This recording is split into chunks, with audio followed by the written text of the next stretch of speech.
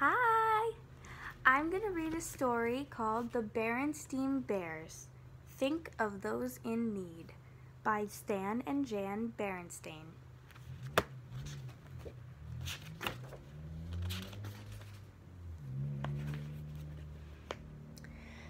The Bear family enjoyed the good things in life as much as anyone else.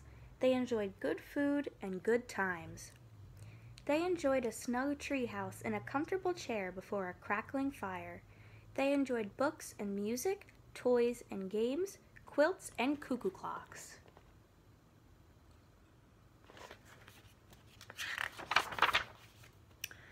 But sometimes it seemed, especially to Mama, that perhaps the bears were enjoying too much of a good thing.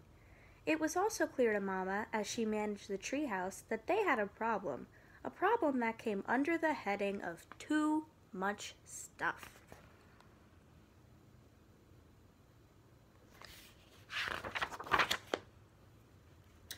Too much stuff in the closets, too much stuff in the drawers, too much stuff in the basement, too much stuff in the attic. There was too much stuff everywhere. It all made Mama a little uneasy. It was beginning to be a worry.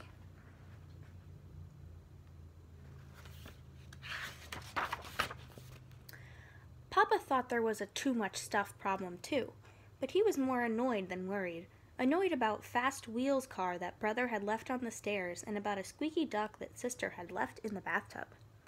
But there was much more on Mama's mind than Fast Wheels cars and squeaky ducks. What was beginning to worry her was that they had so much, while some others had so little.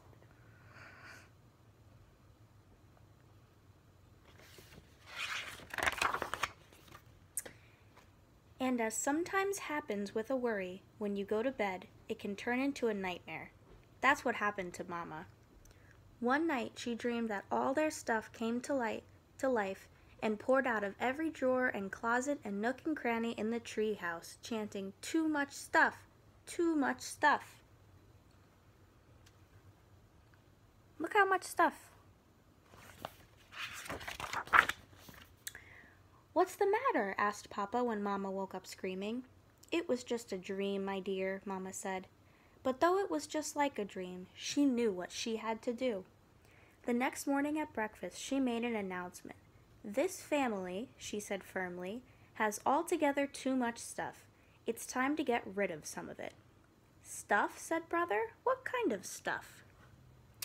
"Stuff like dolls with no heads," Mama said. Broken airplane models, old puzzles, games that nobody plays, and Fast Wheels cars on the stairs and squeaky ducks in the bathtub," claimed Papa.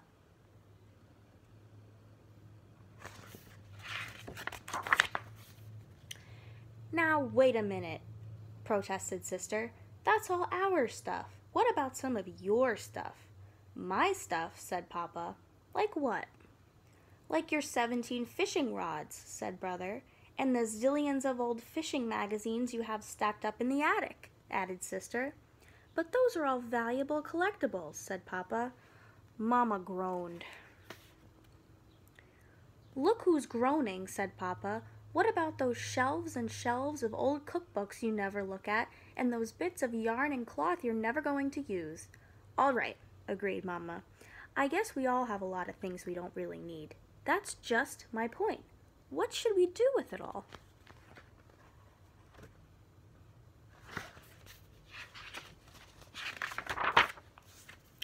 The Bear family thought for a moment. "Hey," said Brother, "let's have a yard sale and make a fortune."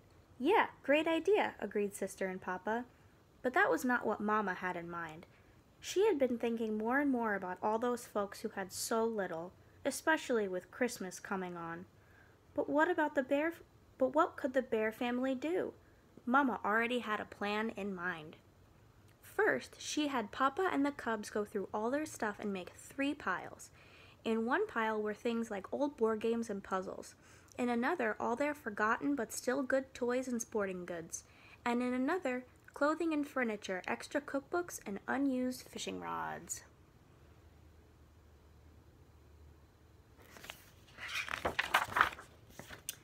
When the bears piled everything into the car, there was hardly enough room left for them. "Where are we going?" asked Sister. "First stop," said Mama, "is the old bears' home." The old bears' home was where older bears went to live when they needed help taking care of themselves. Nurses and doctors looked after them and made sure they were in good health. But sometimes the older bears got a little lonely and bored. They liked visitors and things to do. That was part of Mama's plan.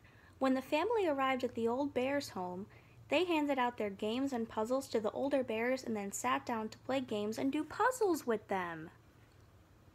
At first, brother and sister were a little shy and embarrassed. The older bears were just so old, but after a while they got over it. The bears in the home weren't any older than their neighbor, Ms. McGrizz, and she was okay.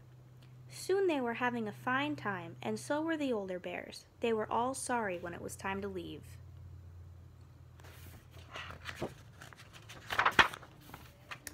Their next stop was the Beartown Young Cubs Hospital. Brother and sister knew about the hospital. Brother had gone there to get his ankle x-rayed the time they thought it was broken, and sister had come along to watch. The bears dropped off their load of used toys. They were welcome. The hospital workers said the toys would be given out at the hospital Christmas party. On their way out, they saw a young bear in a wheelchair with his leg in a big cast. They were glad they had brought the toys. He looked as if he could use some cheering up.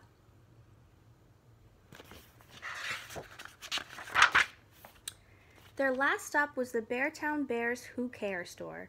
This was a store that sold things to raise money for needy bears who needed warm clothes and good food.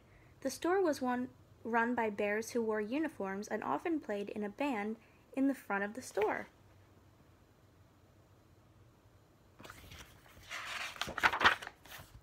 The bears lugged all their old clothes and furniture and stuff into the store. On the way, they stopped to sing a few Christmas carols with the band. There was a big iron pot on the sidewalk for collecting money for the needy. Papa gave sister $1 to put in it.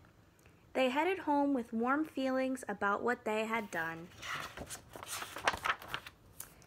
As they drove along, they passed the lighted windows of the Beartown department store. They were beautifully decorated for Christmas.